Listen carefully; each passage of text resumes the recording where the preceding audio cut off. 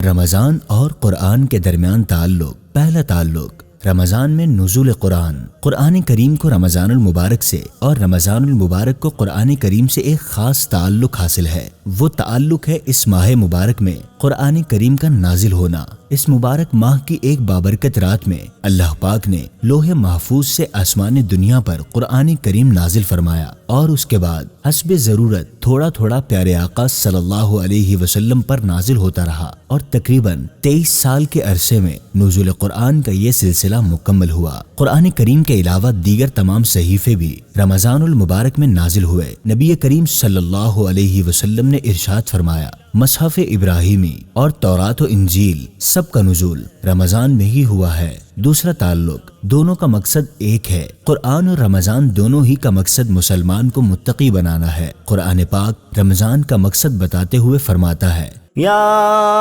ایہا الذین آمنوا کتب علیکم الصیام کما کتب علی الذین من قبلکم لعلکم تتقون۔